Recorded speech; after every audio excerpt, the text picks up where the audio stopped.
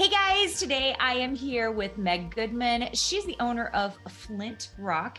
And I got to talk to her because she's in charge of production for Bernina. So you guys might have already seen her on the YouTube channel and the podcast. But today I'm really excited because we're going to talk about her business, her story, how she got into creative. You'll notice that she has this very amazing, sexy voice. You guys notice that? So I wanted her to talk about, because she was in broadcasting before, about what she's done, how she's done it. Meg, thanks so much for being on with me today. Carina, I am really excited about joining you. You were a guest on our podcast, so and so, and I am delighted to be joining you on yours. So thank you so much. Oh, this is so fun. Okay, Meg, let's just go to the very beginning. Maybe not the very, very beginning, but pretty far into the beginning. Like, Sure. How did you end up here doing production work basically for podcasts? Because you guys do a lot of podcasts, including the Bernina So-and-so podcast. We do, and you know, it was life taking me where I needed to go, and I started at 13. Now you might say, you know, how can you? Podcasts did not exist when I was 13. It was all radio.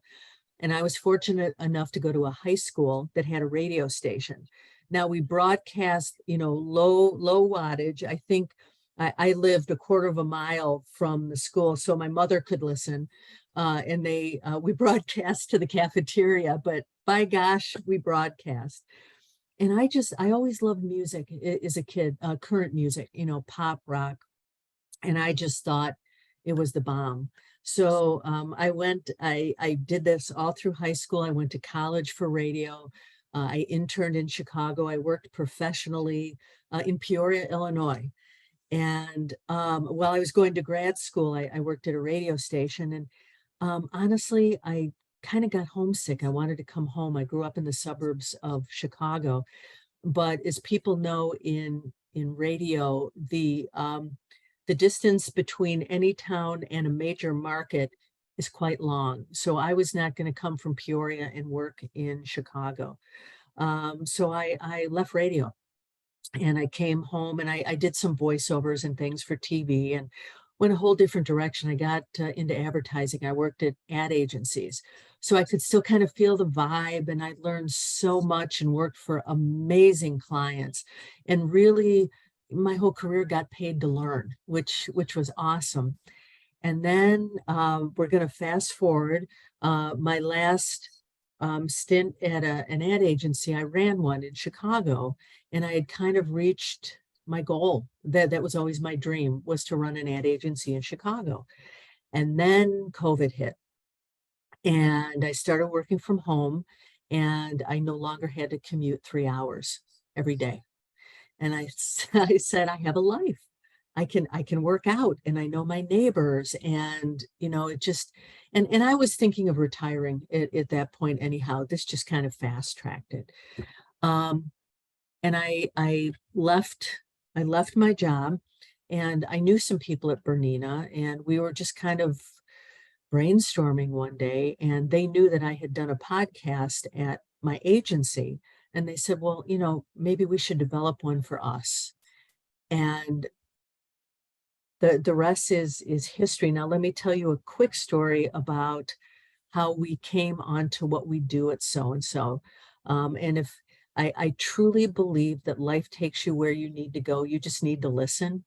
And luckily, this night I listened. I was at a friend's for dinner, and my friend was talking about her sister, who was a quilter, and had come out publicly at one point and said that she had breast cancer.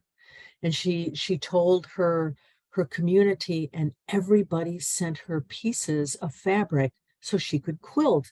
And that was kind of her healing therapy. And I thought, what a wonderful story. I bet there are other stories like that out there. So I pitched the concept to Bernina, and let me tell you what, there are more stories than I will be able to tell in my lifetime.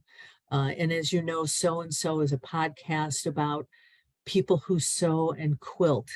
And it's not about the technical part of it, but it's about their dreams and their stories and their life experiences.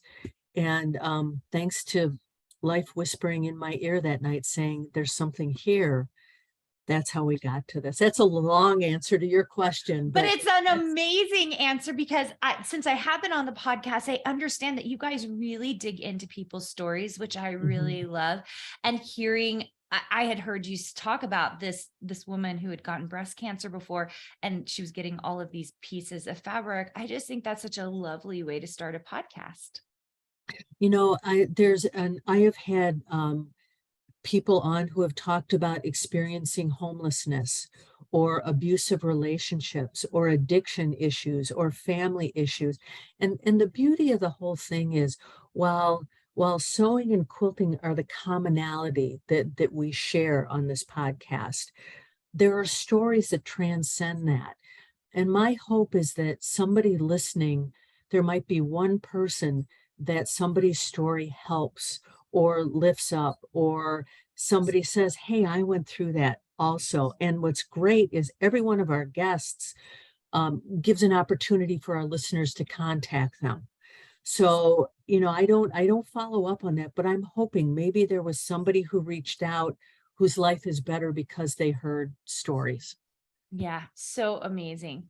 So tell me this. I know you do the So and So podcast. What other podcasts can you talk about that? What other podcasts do you guys produce, or what pieces you are part of? Sure. So several of them we white label for clients, and what they will do all the production, that they'll do all the talking and the interviewing, and then we take them from there and we make them sound good.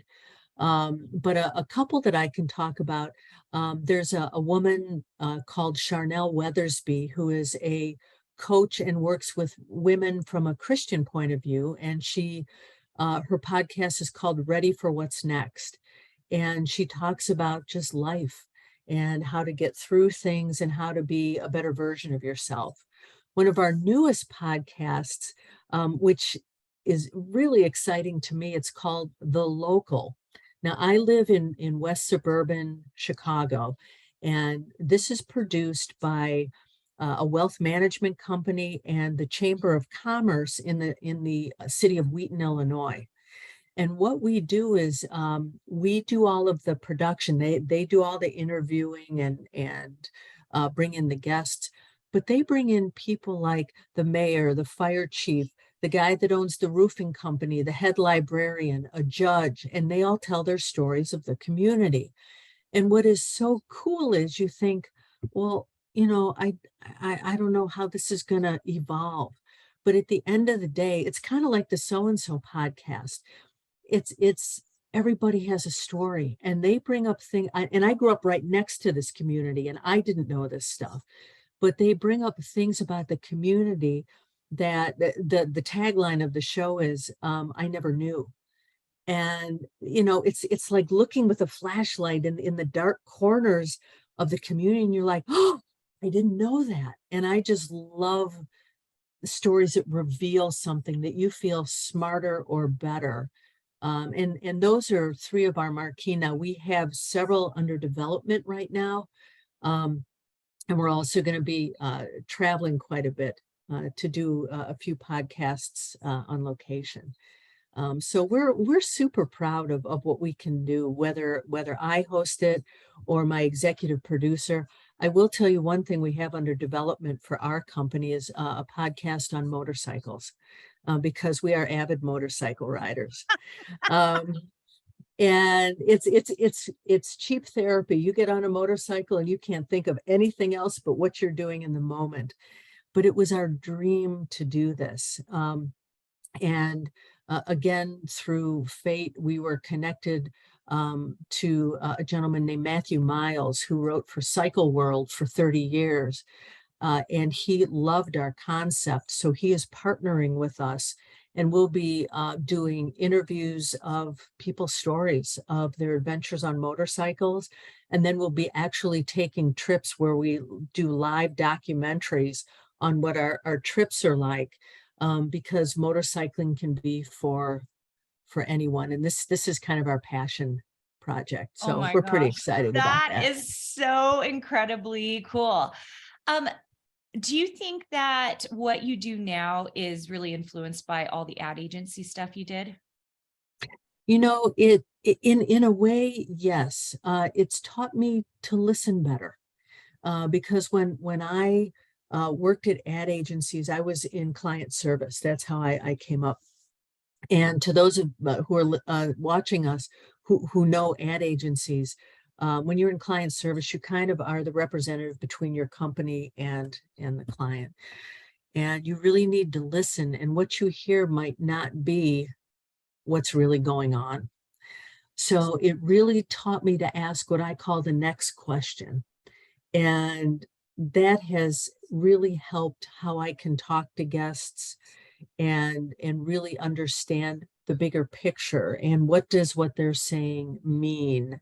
My other big influence is Terry Gross, who does Fresh Air. When I grow up, I want to be Terry Gross. Don't we all? Oh my gosh. And I could just listen to her just back to back for days. So those that's a great question. So those are two very good important influences on what I do. Yeah. Here's the thing. You said you were retiring or you're thinking about retirement and it does not sound like you're retired, Meg. I failed. My family and the people I go to church with, there's a group of us about the same age. They all retired. They're doing it. And my family and friends will say, how's that retirement going? I'll say, I am not retired anymore. But Carina, the beauty of it is I love what I'm doing. I get up every morning and I look forward to it. And I'm using the things I learned at 13 and the things I learned 13 weeks ago. I feel very blessed that life has just given me this opportunity to do what I do and, bring people's stories to people. Yeah, it does sound like you're getting also to do all these passion projects, like the Mhm. motorcycling podcast. That feels fun. That sounds really, really fun. So tell me this. So you actually host the So and So podcast. Mhm. Do you host anything else or are you mostly doing the white labeling stuff? So we have 3 podcasts in development right now that I will be hosting, and Okay. those will be coming out in the middle of the year. The other ones, I really coach the people who host. As you know, there's an art to it. It's not you can learn it, but you can't just turn on a camera or a microphone and do it. And so I coach a lot of the people who we produce podcasts for. And the beauty of it is I see how they blossom in what they're doing. And you can see when something I taught them kind of the light bulb goes on because they'll do it in the podcast and then they'll come back to me and they'll say, "Did you hear I did?" And it's wonderful because now I'm leaving a class of people behind me who know how to do this. And one of the philosophies of our company is we are totally transparent about what we do, how we do it. Um, when we work with our clients, our value proposition is we'll do as much or as little as you want. And if you want to do it yourself, we'll teach you how to do it. I always say to them, I like my boss. My boss lets me do anything I want. And they're like, well, you're the boss. And I say, yeah.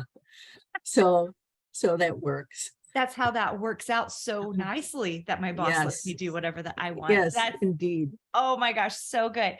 So I would love to send people to you, but I'm not even sure where. Do you have a website that people can go check out? Or, I mean, maybe we just like all the podcasts that you can go listen to Meg on. Meg, tell people how they can connect with you.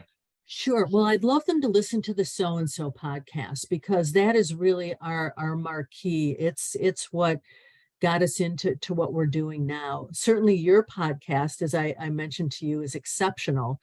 And we have myriad guests on there that people can just hear stories from everywhere. And that website is it's SEWANDSO podcast.com.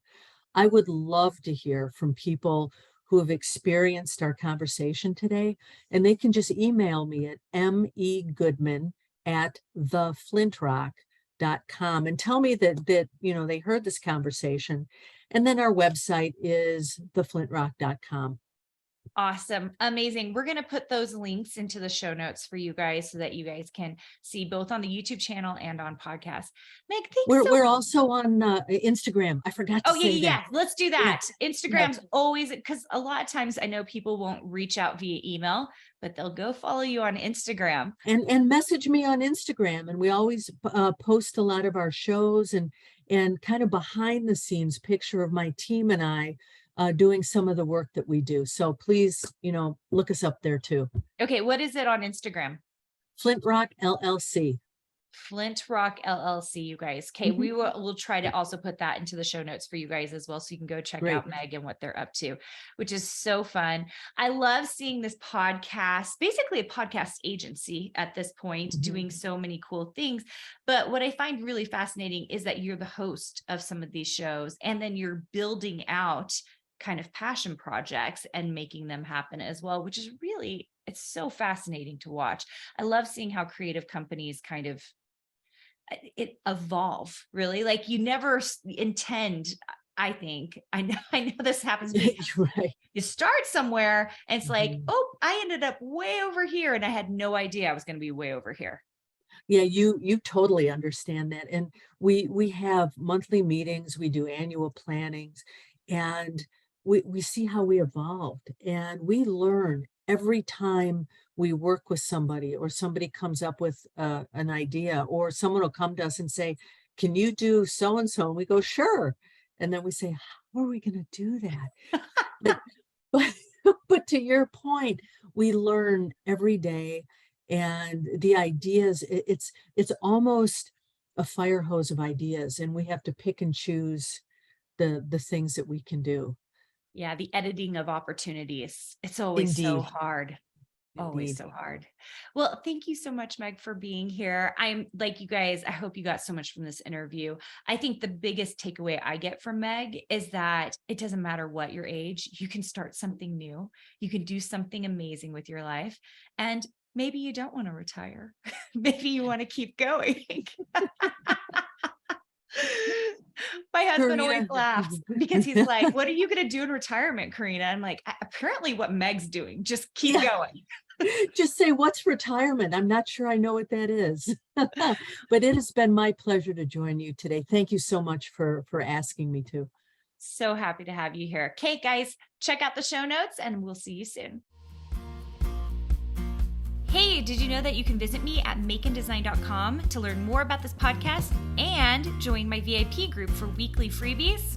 I can't wait to see you there.